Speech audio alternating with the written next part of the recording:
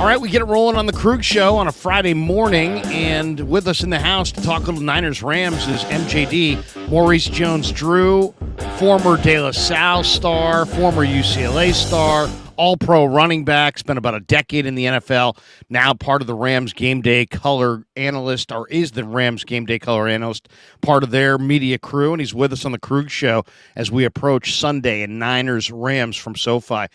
Maurice, great to see you. Thanks for joining the show. And man, how's life post football treating you? It's doing well. A lot of coaching, very busy. A lot of coaching. I coach at De La Salle. We have a game tonight against St. Mary's, and then I coach my youngest son's youth football team on Saturdays, and then I fly out to wherever the Rams are to meet the Rams and call their games on radio. And then I go from there to either NFL Network for work on Sunday or Monday, depending on where the Rams are. So a lot of traveling, but it's nice. Well, hey man, we were big fans of your game going back to when you were just Maurice Drew at UCLA, and what a great career you had. Let's talk a little bit about Rams Niners.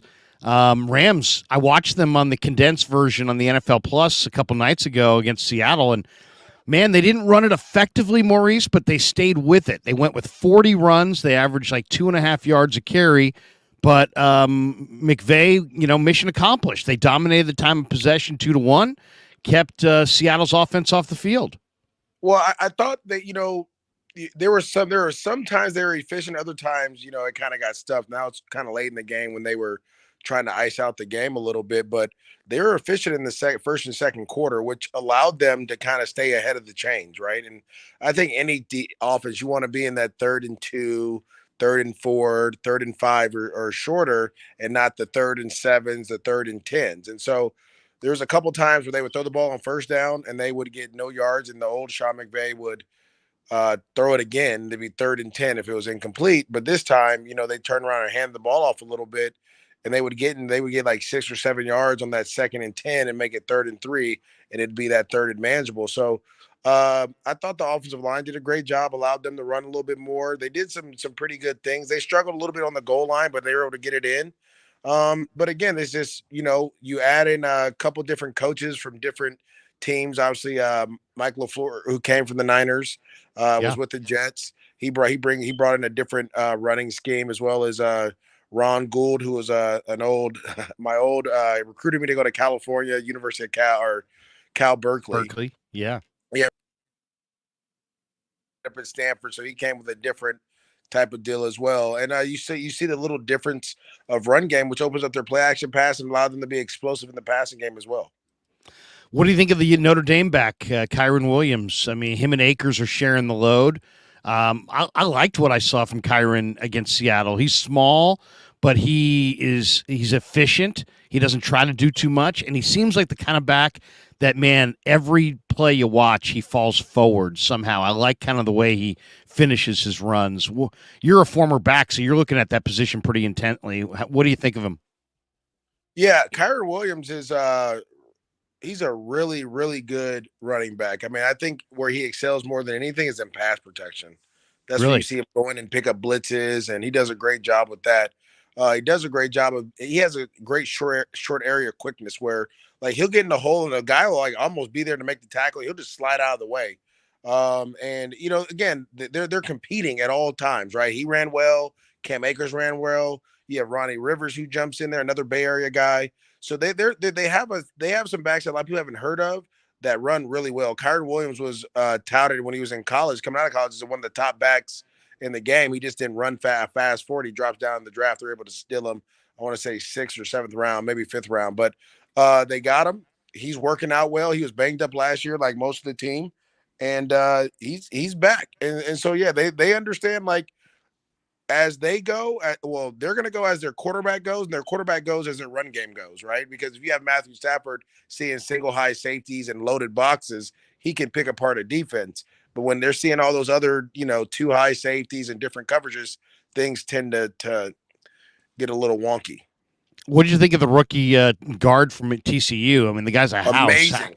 Yeah, amazing. Avila. Talk about him for a second, because he's a big-time guy.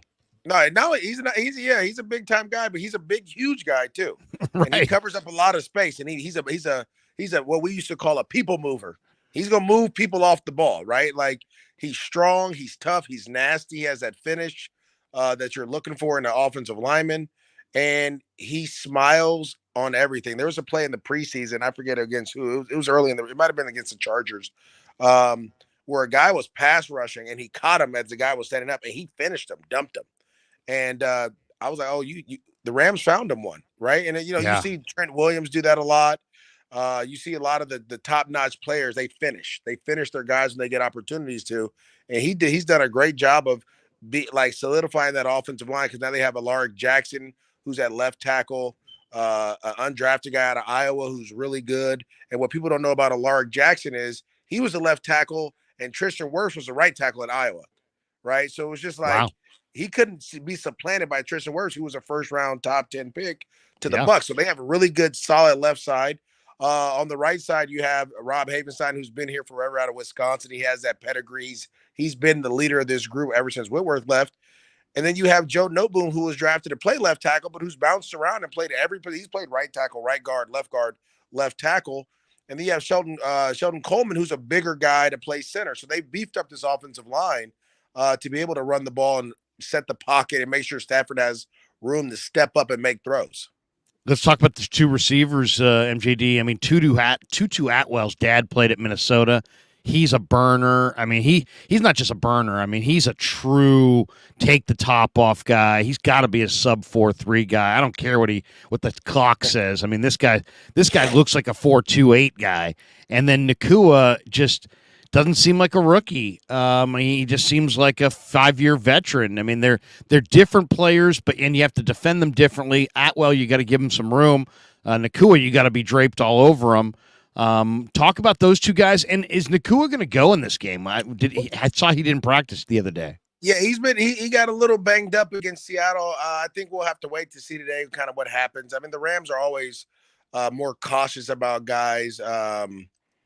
Throughout the week. They're not going to like try to force guys to get in there. They want the guys to be as healthy as they can come Sunday.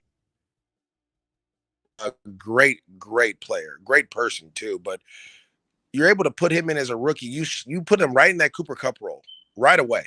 And he's able to read coverages and see the same defense the way Stafford sees, and they're able to get him the ball.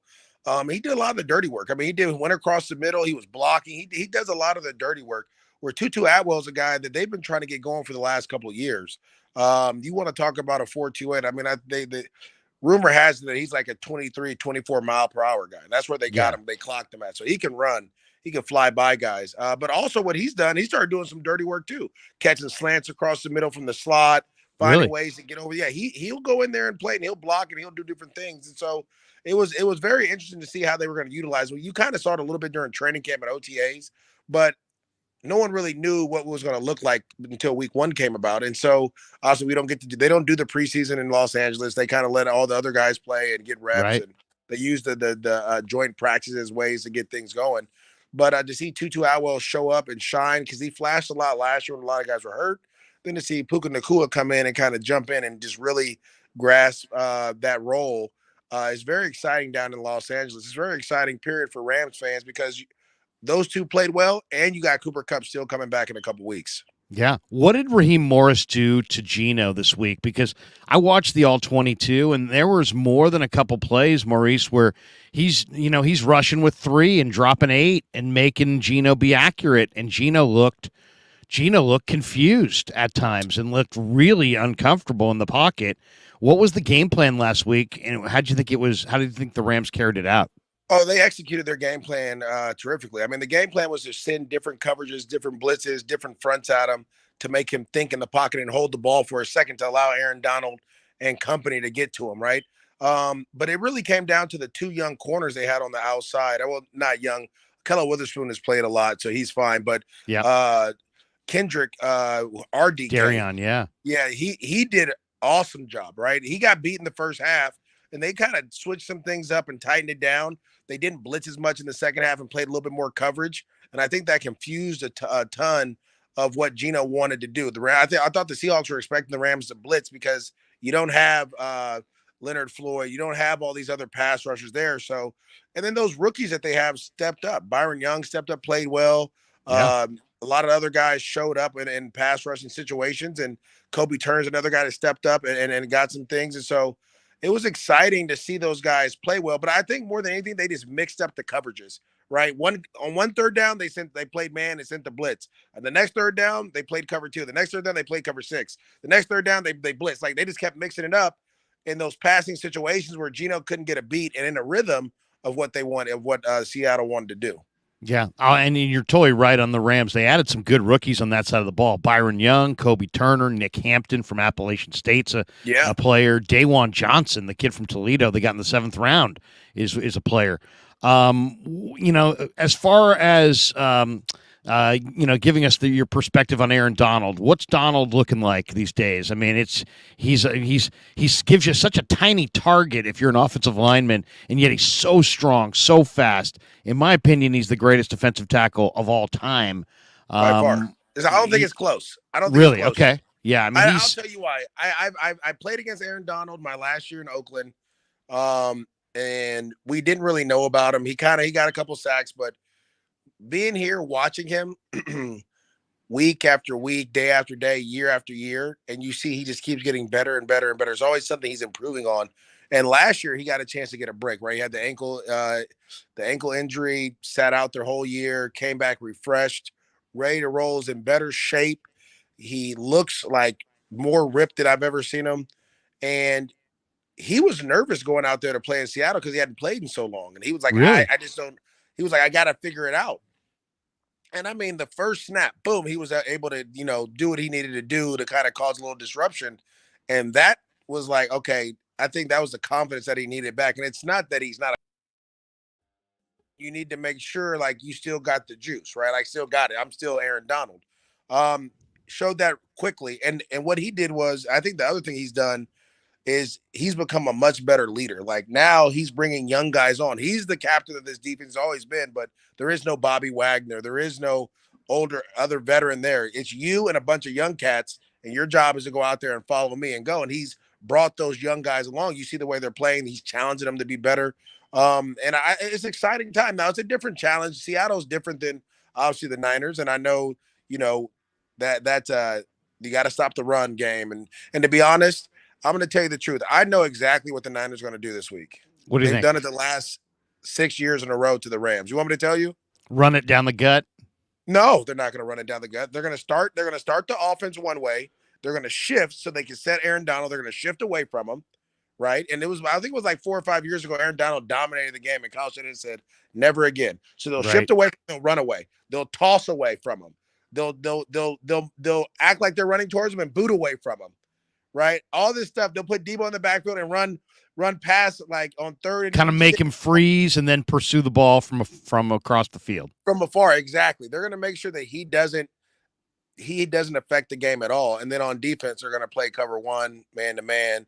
They're going to allow play cover 3. They may play a little too high, but for the most part, they're just going to rush 4 and force the Rams to have to throw the ball down the field. And so this is what they've done. And I wouldn't, if I'm the Niners. You've had success with over the last 5 or 6 years. I wouldn't stop doing it. One more on the game, and then I got 2 personal questions for you, and then we'll jump. Give me your national perspective on Purdy. What do you think of Purdy from afar? I think a lot of people, they get enamored by the arm talent of quarterbacks, right? I coach quarterbacks at De La Salle right now, and I always tell my quarterbacks, it's not about your arm talent. Who cares if you can throw the ball 60 yards down the field, 80 yards down the field, if you can't throw it to where it needs to be on time? Well, Brock Purdy's superpower is processing. He's able to see what the defense is doing and get the ball to the right guy 90% of the time.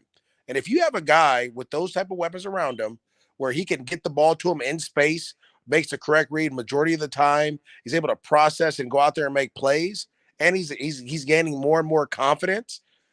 He's one of the top quarterbacks in the game to me just off of that aspect alone. I don't care if you can throw it sidearm off of your back foot. None of that matters if you can't throw the ball with timing and anticipation with accuracy. And so that's what Brock Purdy does, and that's what makes him a very dangerous quarterback, because you could do that forever. Because you know who else did that? Who's that? You know what other quarterback did that? Who do you got? Tom Brady. That's what Tom Brady did. He threw with timing, anticipation, and accuracy. Yeah. And that is what had him being the tough to beat for a long time. Fish and chips in the chat. MJD says, "Where's little MJD? Is he resting after Monday?" Yeah, little MJD is he's back at work. He has work on Sunday, so I got to get to him. I didn't see him on Thursday. I'm gonna bring him out on Thursday. We're gonna bring him out on Thursdays. Hey, give us, if you born in Oakland, grew up in Antioch, went to De La Salle. You got a great story, and now you're coaching high school football, which is awesome to hear because that's the roots of football. If a young player dreamed to be the next MJD and they're watching this on YouTube and they're saying, you know what, I want to be Maurice Jones-Drew. I want the NFL to be a part of my future. Give them some advice that might actually help them get there. Yeah, I think the advice is you have to sacrifice a lot of time with your family and your friends and work hard, right? Find ways to get better every day. Make sure school is very important because without school, you can't go to the next level and perform. But for me, the last thing was I always competed, right? Those are the kind of things that I teach my kids and I tell my kids, like, no matter what, if you're down by 100 or if you're up by 100, you should be playing the same way. And you notice there's a lot of times you'll see players, if they get down or if they're up, they'll coast. And for me, I never wanted to do that. I always wanted to keep trying to get better, keep playing hard, figuring out ways to really dominate my opponent. And it helped me as I got to college. That attitude kind of pushed me.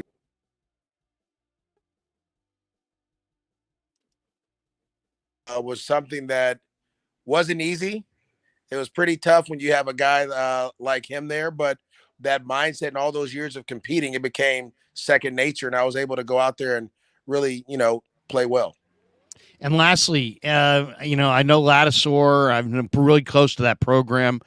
Shout out, going back to high school. I mean, somewhere along the line, someone took a young Maurice Jones-Drew as a teenager and motivated him in the right direction. Who was it at De La Salle for you that helped light the fire? Because I mean, that's a hell of a program they got there. No, yeah, I mean, we started off a little rocky this year, 0-2, but we're getting it going. I would say, to be honest, there's a couple guys. Most of them were players. DJ Williams was a senior when I was a freshman. He was a guy that really pushed me and like wanted to pass the torch. He was a running back too, wasn't he? He was a running back. Running back, yeah. He was. Goodness. Yeah, he was a different type of runner than I was. But you grow up and you see that guy, you're like, okay, I need to push myself and challenge myself and get after it. Patrick Walsh, who's the head coach at Sarah, was my running back coach. My sophomore year. And then he left after that and went to Sarah. That was a great game. That was a great game, Sarah De La Salle on TV last year. Yeah, it was. It was a really good game. And then obviously Coach Lab, but last but not least was Mike Blasquez, who's a strength and conditioning coach, and then took over the running backs for Patrick Walsh. He was a guy that I trained with literally from the time I was in high school. When I would go to college, I had to come back to the Bay Area and train. He now is the head of strength and conditioning at the University of Cal Berkeley here. And then when I was in the league, I would always come back and train with him as well. And he was always the guy that kind of, I would rehab me back to getting in shape after getting beat up throughout the season, and then just the mental stuff that you need to keep going for as long as you can go. So he's those are the people that really at that school took me under their wing and helped me out a ton. 3 Pro Bowls, 2-time All-Pro. You had an incredible career. Maurice, appreciate the time, man. Give us a prediction on what you think the final score is going to be. I mean, Niner fans are thinking Niners big. I watched Rams Seattle, so I'm a little bit more grounded on this thing. But give me what you think could be a path to victory for the Rams. Well, I think the path to victory for the Rams is you have to be as physical as you've ever been. Right, the Niners are a physical team. You have to beat them at their game early and get to a big lead. Not to a big lead, but you got to score touchdowns in the first couple quarters. A lot of times the Rams would turn the ball over the last couple years in the first quarter, and as the game's gotten away from them. So you got to be more physical than the Niners are. And then you got to score early on. And if they can do that, I think the game will go in their favor. It's going to be a tough game, though. I don't want to do a prediction because I'm calling it. And if I were to predict it, the Niners will lose every time because I grew up a Raiders fan and I work for the Raiders, so I don't want to do that. But I think the game will be closer than what a lot of people think. And I think this is going to be a great matchup. Probably one of the best matchups in week 2 that we've had in a long time. How about this? Since you can't give a prediction on the game, prediction on your round today. Will you hit it in the 90s? Will you hit it in the 80s? I'm only Will you be playing like me 9. and it's a live 105? I mean, Nah, I'm only playing 9, and I don't try to keep the score. I play for fun right now. When I was keeping score, I was playing pretty good. Then it would ruin my day if I didn't play well. And we have St. Mary's of Stockton tonight, so this is kind of just like a stress reliever. Loosen up a little bit, get ready to go out there and have some energy flowing for the kids tonight, so we can go. And if I play 9, listen, I may be in the 90s if I play 9. That's how terrible I am. oh wow. That's how it goes. Man, we could play together sometime. Hey, Maurice, hey, have a great call this weekend, man. We really enjoyed watching your career, and we wish you best of luck in your second career, and good luck with De La Salle this year. Thanks for jumping on the Krueg show, and have a great Sunday. No, thank you for having me. Take care. The great Maurice Jones-Drew. He's very good, and you can catch him in a lot of spots. NFL Network does a real good job. And this one from Elite Archer, I couldn't ask him that. He said, "Do you regret having your career in Jacksonville instead of a storied franchise?" I didn't want him to turn on the Jags. I'm sorry, Elite. Normally, I would fire away that question, but I didn't want him to be like, "Hey, man, don't rip the Jaguars." So I didn't ask it. I apologize. And 49er for life says, "Miss you play MJD." Yeah, he's a really good player. Really good player. One of the Bay Area's favorite sons. We got this one from 49er Lifer. AD does not like the 49ers. So are the O-line better protect Brock Purdy on the Niners? Yes. Well, it is interesting, though, what MJD said about Aaron Donald. He said the Niners are going to fake it like they're going to go at him and kind of freeze him and then toss away from him and make him go through, in pursuit of the ball and try to pick him off along the way. They'll probably mix it up against him so he doesn't have a consistent look, but I think he's totally spot on. And let's be honest about it. The Niners have probably done a better job at fooling Aaron Donald because you don't beat him. You don't beat him. You fool him. You fool him, you don't beat him. If you think you're going to beat him, you're going to lose. So you got to fool him. You got to make him think it's going away when it's coming at him. You got to make him think it's coming at him when you're going away. You got to freeze him in his tracks for just a second. You got to use his incredible pursuit ability against him 3-4 times a game. And you gotta cross your fingers, but you got to get him blocked. I've watched the Rams against Seattle last week.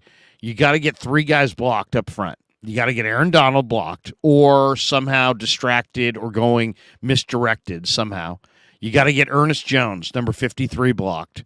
3rd-round pick in 2021. Ernest Jones, a good player, played at South Carolina, 6'2", 230, runs like the wind, plays really fast. Byron Young, the rookie outside backer edge rusher from Tennessee. Got to get him blocked. Those are the 3 guys. If the Niners can get those 3 guys blocked and take care of the football, I think the Niners are going to win 31-10, 31-17, something like that. Fish and Chip says, LK, week 1, and you're batting 1,000. MJD is pure class. Yeah, good man, good man. We're glad to have him. Called him yesterday, said, MJD, love to have you preview the deal. He said, no problem. I'm going to play a little golf in the morning. I said, let's do it. And we hooked him up this morning. So that we're going to try to do this every week. Last week we talked to some Steeler people. This week we're going to talk to some Rams people. I think I may have one more cooking this afternoon. Not sure. It's not confirmed just yet, but working on that. Couple things. I want to hear your guys' predictions for Niners Rams. I'm thinking 31-17, but I'm going to put the link in the chat, the video link. And let's see. Well, here we go. Copied it, put it in the chat, paste it, and away it goes. So right now in the chat is the video link. We definitely want to take some video calls. And who do you guys think is going to win this game, and by what score? Akshay says 28-3. DeMarcus Dixon says 34-13. Something tells me these are all Niners. Scott Schendel says 38-17. We got this as an individual prediction. Jim Everett the Great says Matthew Dimes, Stafford. He says Pua Nakua. I think it's Nakua. It's Puka Nakua. 10 catches, 2 touchdowns, over 100 yards. We'll see if he's healthy enough to go. Frank Tom Ocean says 31-10 Niners. Veggie Delight, Veggie Dallas, 35-10 Niners. Scott Hill, who's a club member, says 28-6 Niners. Joey Nichols, 28-17 Niners. Give me a reason, too. Give me a reason. Give me a reason the Niners get over. I'll say this. I watched that Ram game. Let me first do this. Let me do a shout-out to our sponsors. We're brought to you by MarinAutoGlass.com, 415-883-3030. We're also brought to you by New York-style Italian sausage and Pig in a Pickle, the best barbecue in all of Northern California. Where's our wrap? I have my wrap going here, and I think I've started this interview without the wrap. How could I do that without the wrap? Without the backdrop? How could I even start a show without doing the backdrop? Let's see. Was this my backdrop? No, that's not it. Let's see. Where is my backdrop? Oh, here it is. Here it is. Look at that. I did the show without the backdrop. New York Style Sausage Company, phenomenal sponsor of the Krueg Show. I also want to shout out before we go to 49er for Life or For Life Niner down on the bottom. We'll go to him just a second as we jump into some video calls. But first, I do want to shout out our brand new sponsor. We have a brand new sponsor. It's Jurens. Take a listen. Hey, everyone. It's Larry Krueger with Jurens Distributing Company. For over a half century, Jurens has been the cornerstone of excellence, trusted by Sacramento's finest restaurants, bars, and casinos. But now they're excited to announce that Jurens' exceptional products will be coming directly to you. That's right. Check out their new website, Jurens.com, Jurins.com. Jurens has a vast catalog with everything you need to elevate your kitchen and craft, from premium cocktail mixes to top-notch kitchen essentials that stand up to the rigors of a commercial kitchen. And here's the best part. When you shop at Jurens.com, you enjoy free nationwide shipping. That's right, free shipping. Jurens is able to offer customers best-in-class prices on all their products because they buy directly from the manufacturer and they cut out the middleman. But wait, there's more. For a limited time, get a fantastic 10% off your entire order by using the promo code Krueg, K-R-U-E-G, at checkout. Make sure to check the link in the description and use that promo code Krueg, K-R-U-E-G, at Jurens.com. There you go, Jurens.com, our brand new sponsor. And now we add to the stage For Life Niner, who's got the hat rolling. I like the beard. Blue Niner hat. I like it. How you doing? Yes, sir. I'm doing good, bro. How about yourself, young man? Doing very well. Did you enjoy MJD this morning at all? Oh man, that was a blessing right there, man. I used to love watching him, bro. Like he's a bully, bro. He's really a bully out there. Seriously, I mean, 5'7", but 5'7", 220. You know what I mean? Come on now. He ran people over. He was a hell of a back. Don't overlook that. Yeah. And he does a nice job on the NFL Network. He's a good analyst. I'm glad that he's working with his kid and doing some high school football over at De La Salle. It's good to get back to your roots. I think it's good for the soul.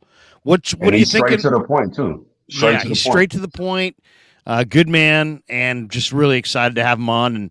And it didn't take much twisting. I just called him up on his cell, and he said, "Yeah, I'd love to come on and preview the game." And very cool to have him. So, what are you thinking we're going to see Sunday? Yeah, see, that's I got mixed feelings on this game, bro. It's a lot on the line. I know it's week 2 and whatnot, but it's all right. It kind of feels like that. That's why I say I have mixed feelings. I want us to go in there and dominate like how we did the Steelers. But it's like, man, we're going in there to their home with our home jerseys. Did we force them to wear their, going away jerseys, like on the road jerseys? Like, what is this? Like, and with Aaron Donald, he does not like the Niners. He said it. You know what I'm saying? So it's like, who really wants it more? The Rams or the Niners? And who's more under pressure? Is it that, is the Rams under pressure for their fan base? Are we under pressure? What is it? That's why I say I got mixed feelings. But I got I got the Niners winning 27-17. And that's just because of mixed feelings. I don't want to go over or under. I'm just like kind of in the middle with it. You know what I'm saying? But set me straight, Krueg. Come on, set me straight. Well, I mean, okay. So the Rams are. I think McVay. First of all, I don't know how you feel about McVay, but I think McVay is a terrific coach. I do too. Yeah. I think he understands what he's got right now, which is he's limited. He doesn't have the same kind of team, and the Niners got a little bit of a bad break in that they get the Rams team that's very thin, but they get them in September and they get them on the road. So this is going to, like, the Niners are going to get the best shot the Rams have because they're fully healthy. 5 weeks, 6 weeks, 7 weeks from now, I think the Rams are going to be an easy beat because at that point they'll suffer 4 or 5 injuries like everybody else, and they'll be leaning on guys off the street. But right now, they look pretty good, and they had a great preseason, strong camp. I watched them in week 1, and what they did in week 1 was really interesting. They ran the ball a lot. They committed to ball control, and they just played keep away from Seattle, and they held Seattle down in total plays, and it was a 2-to-1 time of possession deal. And they ran Kyren Williams and Cam Akers, and then they put it in Stafford's hand on third down and said, make third down conversions, and he did. And they've got 2 really good receivers that nobody's talking about in this Puka Nacua and Tutu Atwell. Yeah. Atwell is a true burner. I mean, you can't stay within 5 yards of this guy. He's so fast. He's slight. He's probably 170 pounds, but he's so fast. And then Nacua is the opposite. Nacua is 6'2", and he just understands how to sit in the soft spot in the zone. He's like a 5-year veteran. He reminds me a little bit of Ronnie Bell, just kind of a bigger version of Ronnie Bell in that he knows how to play. And he was very productive at BYU. He's not a burner. He won't run by you. But if he sees a soft spot and he sees the void in the zone, he sits in it and he catches the ball in a crowd and he can take a hit. Patient? Is he patient like Ronnie Bell? He is. He's very refined rookie receiver. But he also is not 100%. And I don't know, and I guarantee you the Niners are going to be physical in the back end with those 2 guys. So to me, it's about how do we know for sure that the Niners have a good run D? Because they didn't stop the run in the preseason, and then they scored so many points early against the Steelers, they kind of took the run game away from Pittsburgh. McVay and is going to commit to, and LaFleur are going to commit to this run game. So they're going to commit to Kyren Williams and Cam Akers. So it's like, can the Niners stop the run if the run comes all day? And then on defense, it's basic. I mean, on offense, you got to make sure Aaron Donald doesn't wreck your game. And then they got Byron Young as well. So, but I mean, the Niners, unless the game is -2 turnovers, I don't think the Rams can win. But if the Rams were +2 in turnovers and run the ball kind of effectively, and Stafford makes some plays on third down, it's not outlandish that the Rams could pull the upset here. Not at all. That's right. And, and I wanted to say too, man, with just like you touched bases on the Rams and Seattle game, like me just going to Aaron Donald, like you had Geno Smith, the pressure coming with Aaron Donald. He's in there saying, oh my God, like, oh my God. And letting them just checking down the ball, not even know who he's throwing it to. Like, that's why I said I sent the chat earlier saying, man, our O-line better protect Brock Purdy. You know what I'm saying? Because Aaron Donald's going to be coming. He's going to be coming. And the thing about it that was interesting last week is there was times where the Rams would be in third down situations on defense, and they would rush 3, drop 8, and still get pressure on Geno. Yeah. So, Geno looked thoroughly confused by the fact that they were dropping 7 and 8 all the time, and he never seemed really comfortable. And give the Rams credit. I mean, give McVay credit. He had his team ready to play. He's got some exciting young players on defense, and they did add a real big-time player in this guard from TCU, Steve Avila, who's 335 pounds, and he's a road grader, and it's like you add one guy like that to your O-line, suddenly you can run. Is that legal? Yeah, I mean, and this guy really is. This guy's nasty too. I mean, he'll bury you. So I mean, I would say this: the Rams have a puncher's chance. A puncher's chance. They don't. If the Niners played them 10 times, they'd probably beat them 9. But the Rams, if the Rams get, a couple turnovers, success running from Kyren Williams, a broken play to Tutu Atwell, and it could be a much closer game. The one thing I don't see, though, is I don't see Brock Purdy in any way flummoxed by what the Rams do on defense. No, I don't either. I don't. The Niner receivers are going to party against the they Rams are. secondary. And I wanted to touch bases on that. I know I got a little bit of time left, but I wanted to look how Brandon Ayuk balled out against the Steelers. Like Shanahan going into his bag, I really feel it's going to be Debo. Debo does not like the Rams as well. Debo is going to ball. And I know Shanahan's going to set some kind of scheme up to make it look like it's going to be for Ayuk. You know what I mean? That part right there, I can't wait to see in our offense. But that being said, I just hope that Greenlaw steps it up, and I really hope that Bosa steps it up so he can really show his contract. Like, this is what I'm getting paid to do, and I'm gonna definitely show that and stamp it on the Rams. I want that to happen. What's awesome about this game too is that we all know it's going to be 70% Niner fans. Oh, man, bro. That's what I'm saying. I mean, that's the coolest thing there is. That's, man, I'm going to be in front of my TV, bro. Like, I'm at the game. Too. Like, you know what I'm saying? Real business. Yeah. Yeah. Now, do you wear the blue hat or do you got another hat that you bust out for game day? Oh, no, I'm wearing this, bro. I'm going to wear this for that game because anytime we beat a divisional opponent, I got every color of Niner hats for each team.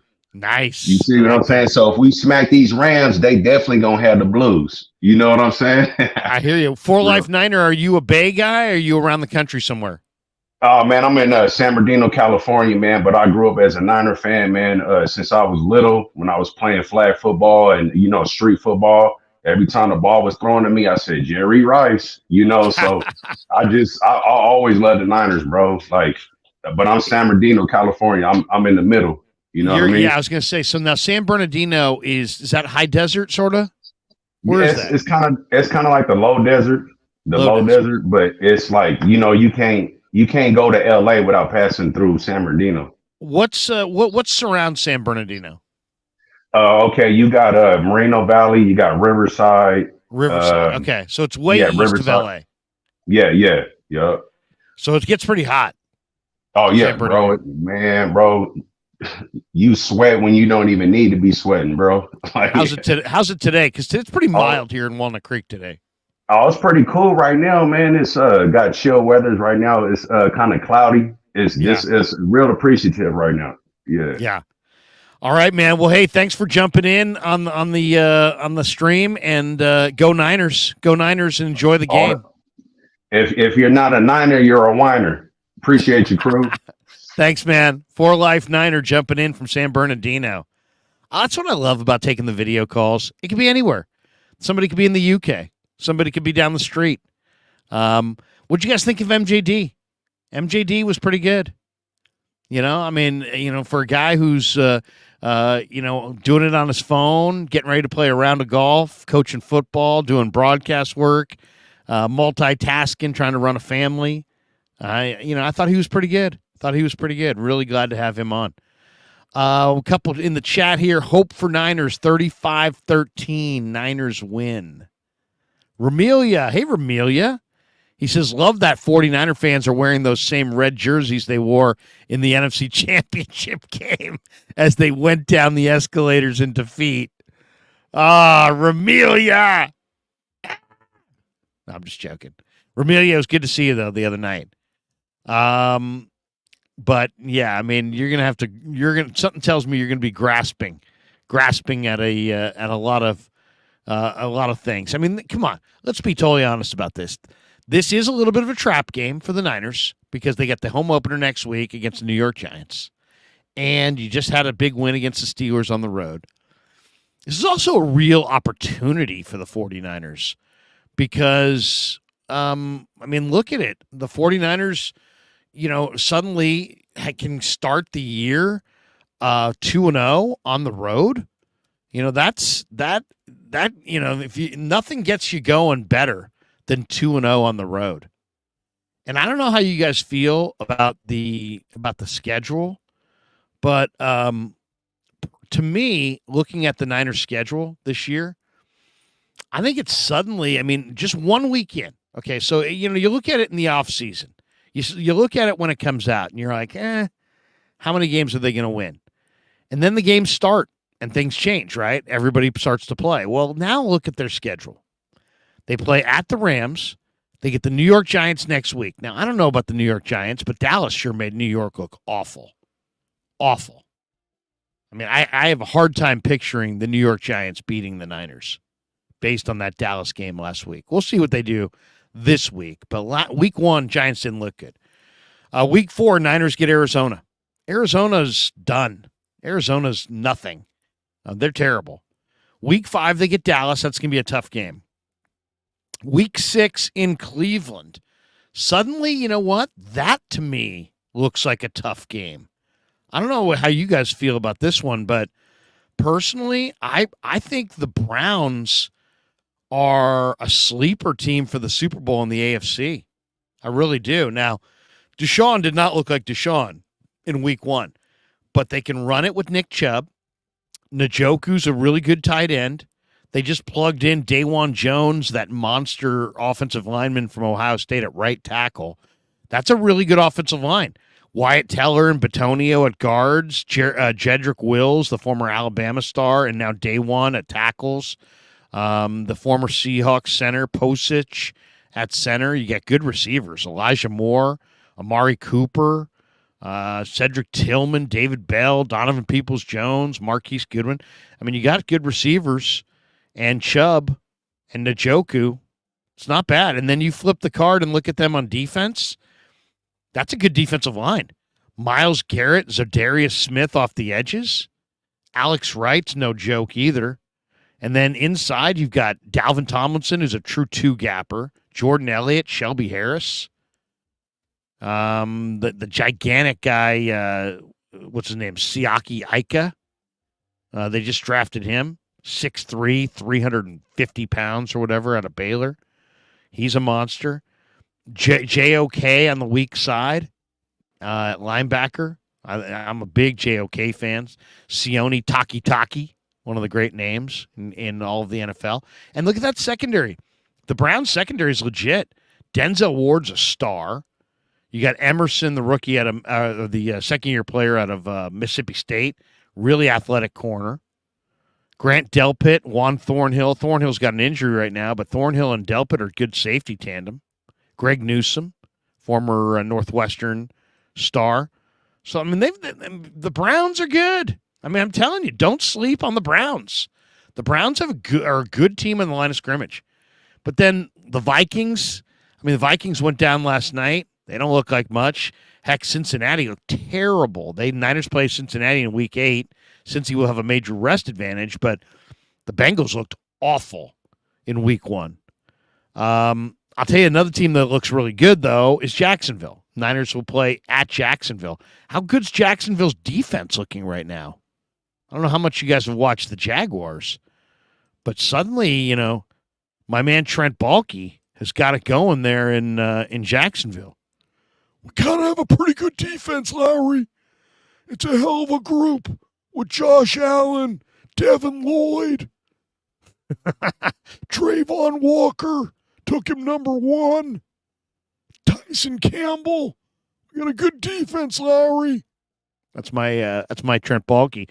But yeah, Tank Bigsby, Etienne, Lawrence now a couple years in. Not the worst offensive line. Zay Jones, Calvin Ridley, Christian Kirk. They've got some speed on the outside. Jamal Agnew. I'm telling you, Jacksonville, suddenly that game looks tougher. But then Tampa doesn't look very good. I don't think Seattle looks very good. To be honest, I don't think Philly looks like the same team.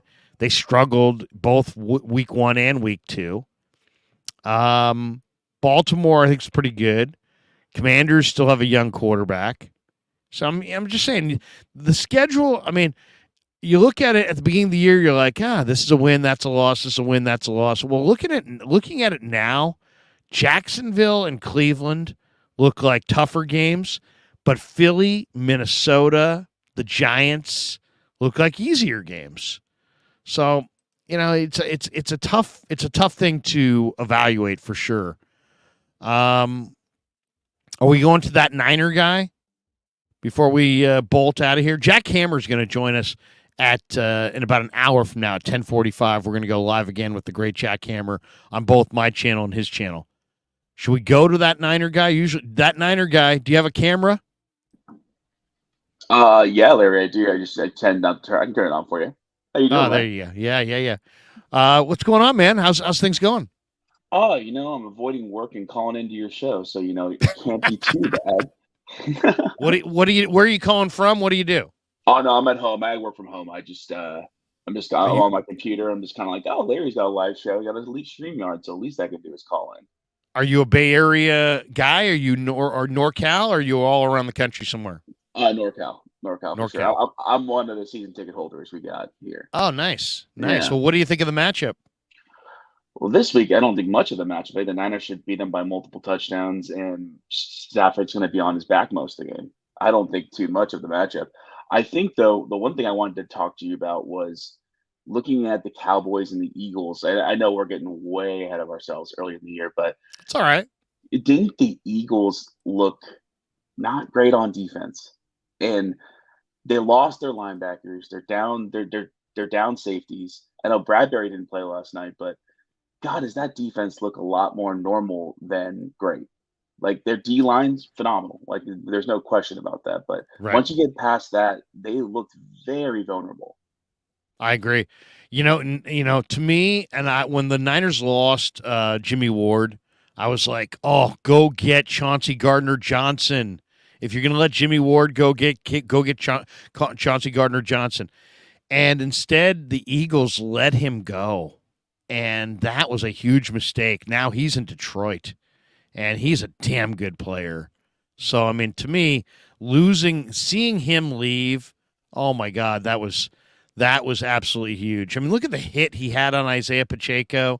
Look at the way he plays in all big games. That was a major loss from their secondary. And then I just think on the back seven, they're just okay. The front four is really, really good, but Fletcher Cox is even getting a little long in the tooth. They lost, obviously, Hargrave in his prime to the Niners.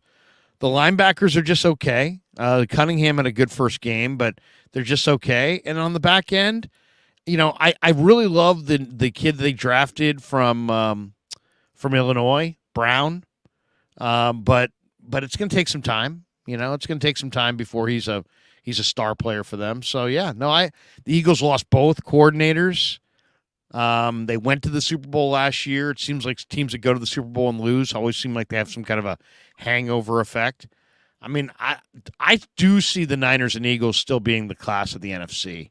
I'm not a believer in Dallas, but I think Dallas is a classic bully team. They're going to have games where they just destroy people because they got a lot of pass rush and they got corners and they got guys who can pick the ball off. And if they get a lead, make you one-sided, you start throwing picks, things can get out of hand. But I think Dallas, if you get the right matchup, I think you can run on Dallas.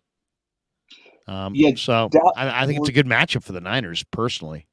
Well, the only thing I can say with Dallas is that defense, I think they're the only defense in the league that plays as fast as the 49ers defense. Now, they're a little bit smaller than the Niners. I think as a team size, like they have that nickel package where they have basically two safeties on the field. They take Van Der Esch off the field now, and they have that safety from Florida A&M, Marquise Bell. He's good. That was a good find. Really good athlete. Yeah, it was a good find. And then they had that other kid, he's the nickel, but they sort of Curse. J-Ron, yeah. But they basically have taken the Niners formula of like taking safeties and just putting them in the box at nickel. So I'm curious to see what Kyle Shanahan does with that. I think he's going to try and just run that the whole time. But I noticed that week one, and they played really fast. Now, granted, the Giants made it easy, but I think they're the only defense who can match the Niners' speed as far as defense goes. Yeah, and the UCLA interior guy is having a great start to his year. Osa, yeah. Yeah, he's big time. I mean, he's 280, 290 pounds, great pass rusher. They got Dorrance Armstrong. They've just got a lot. Micah Parsons, DeMarcus Lawrence.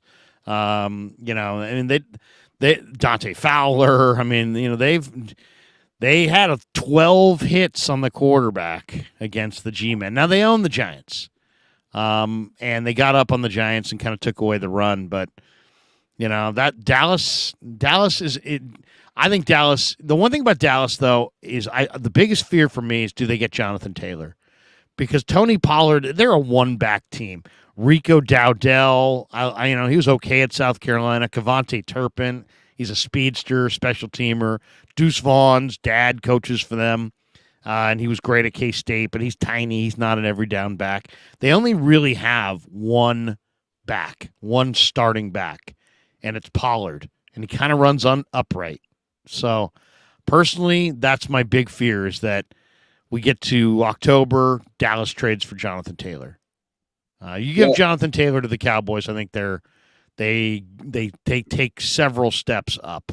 So, in fact, if the Niners don't have a lot of big needs at the trade deadline, I might want to try to get Jonathan Taylor just so he doesn't go to Dallas.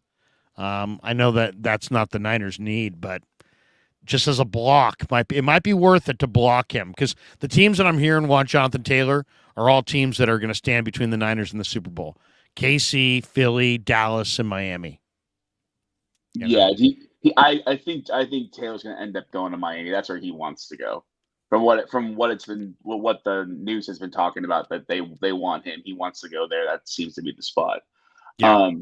But yeah, you're spot on with Cleveland. I watched that game and I was a little shocked actually about how good Cleveland's defense was. I think they are that team that I think they were kind of a disaster last year for obvious reasons. We don't have your quarterback for 10 weeks for not even for an injury, just for a pure distraction. Like that's going to blow up your season. And they beat the Bengals week 1. Now the Bengals are slow starters. They kind of remind me of the 49ers in that sense. Like this is the first time then the 3 years in the Kyle Shanahan era where they won week 1, and they'll be better as the year goes on. But Cleveland, they're no joke. And if you play defense and have Nick Chubb, Deshaun Watson just has to be normal, and he's more than capable of doing that. Just not terrible, just a decent quarterback.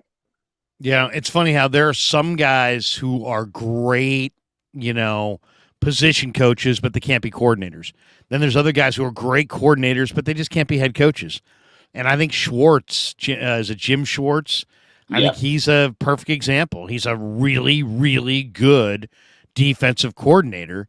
But as a head coach, he's just kind of eh. But now he's their defensive coordinator in Cleveland. And you got Stefanski running the offense, and you got Schwartz running the defense. And, they've also been bad enough through the years to pile up some good players. And they hit on Dawan Jones. I mean, let's be honest. The Niners should have drafted Dawan Jones instead of Cam Latu. And then the Niners would have Dawan Jones and Colton McKivitz. Instead, the Browns have Dawan Jones.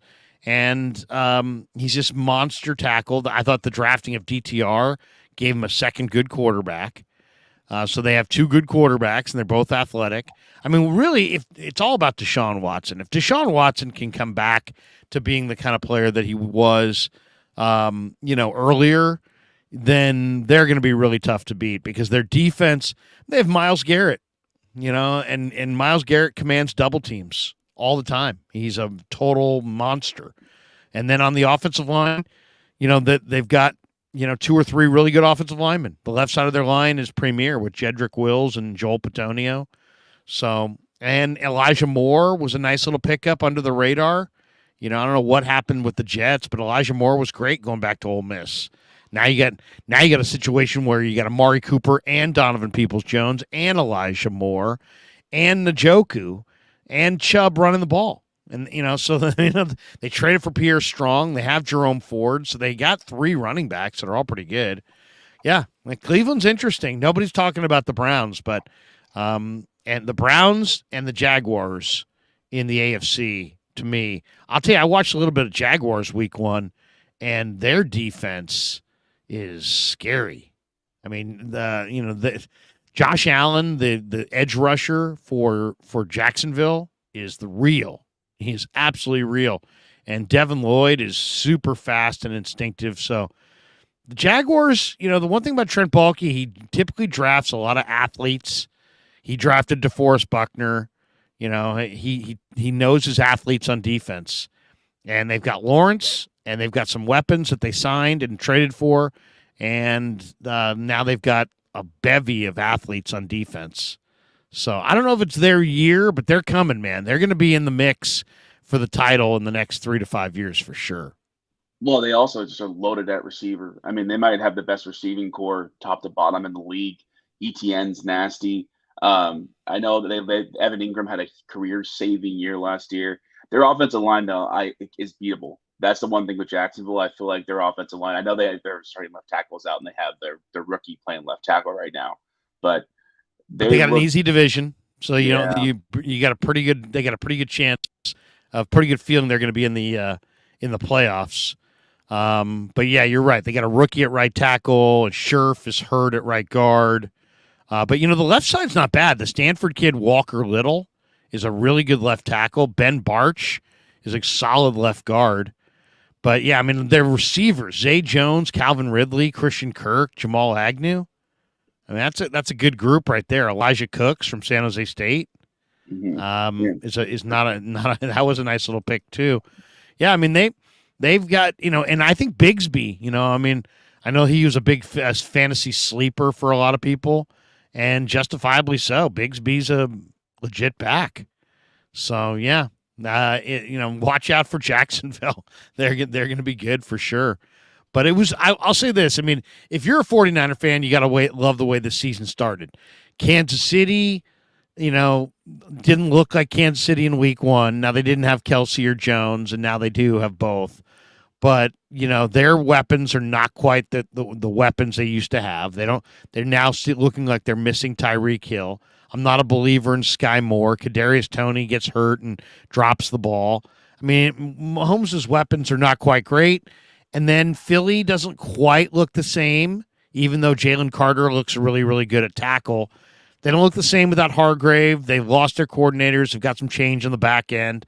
Chauncey Gardner-Johnson moving on. So, I mean, Philly doesn't look quite as good, and Kansas City doesn't look quite as good. And in my opinion, the top tier of the NFL is a 3-team tier with the Niners, the Chiefs, and the Eagles in whatever order you want to put them. See, I am a little bit – I mean, I think the Bills are in trouble because I think Miami's coming for the cookies this year. I really think Miami's the addition of Vic Fangio, I think it took them a while to kind of figure out and get back into it with the new Dolphins look because their defense is Vic Fangio's defense, but there are some differences there. Because Herbert really struggled pushing the ball down the field in that game. That was sort of a game where you look at the box score, you see a high-scoring game, but Herbert didn't throw the ball all that much. I think he barely broke 240 yards, considering how many possessions they had. Man, they ran the ball incredibly well. Kelly and Eckler ran the ball well, but when they started throwing the ball, they started getting pressure, and by the end of the game, the D-line took that over. I really think Miami might be that dark horse in the AFC just because they're loaded at receiver. Their O-line's okay. The D-line is that. I love Jalen Phillips. Like that dude is a monster. Yeah, he's going to get turned loose this year. I like Christian Watkins. They're loaded on that D-line. They have pretty good linebackers, and they're going to get Jalen. It's like they're going to trade for Jalen Ramsey and get him back in December. So it's a really good team. I hope that Miami is kind of that dark horse, and when we see them later in the year or in the play of Super Bowl maybe. It's us versus them. That'd be great. Where's Ramsey? When's he coming back? It's not going to be until December, I don't think. It's going to be end of November, early December. Yeah, I mean, he could be a difference maker. Now, he's a little long in the tooth, but, man, you got Xavier Howard on one side and Jalen Ramsey on the other side. And don't forget, they may have the best free safety going in Javon Holland. So, yeah. I mean, you got Holland and Ramsey and Howard all in one secondary. And then, you mentioned Jalen Phillips, who was great at Miami, great at UCLA, number 1 draft choice, incredible motor. Wilkins and gigantic Raekwon Davis inside. Yeah, I mean, they're good. They're good. Jerome Baker is a small linebacker, but he makes a ton of plays. Bradley Chubb can go get the quarterback. Yeah, I mean, Miami's good. Miami is good. To me, Miami's it's about it's about the health of Tua. Can Tua stay healthy? Because Tua seems like he seems like the guy who can't stay healthy. And then also, if they do get Jonathan Taylor, what do they trade to get Jonathan Taylor? Do they trade players? Is it just like a second-round pick? Because, look at that with those weapons. Jalen Waddle, Tyreek Hill, and then you've got even the tight end, Durham Smythe is not bad. And then you've got Raheem Mostert and Akane, the A&M burner. And if you added Jonathan Taylor, Jeff Wilson's still there, right? Where's Wilson? Is he hurt right now too? No, he's on IR. He's out for this first half of the season. Yeah. Oh, only first half. Yeah. Yeah. Yeah, so they got River Craycraft too, man. He got a touchdown on Sunday. Yeah, River Craycraft. There you go. There's also Braxton Berrios.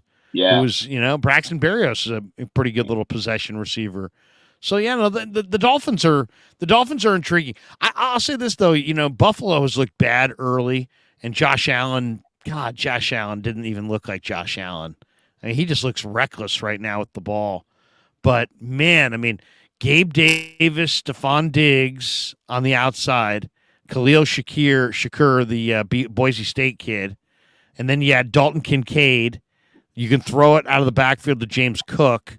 I don't know if they've got a run. They're another team that could probably use a guy like Jonathan Taylor if they had a better running back to go with James Cook. But, man, defensively, you've got a front line that has Rousseau, Ed Oliver, and Leonard Floyd. That's not bad. And then the back end's a little on the slow side. And Tre'Davious White, I don't know how he is post-injury. But they lack a little speed in the secondary for sure.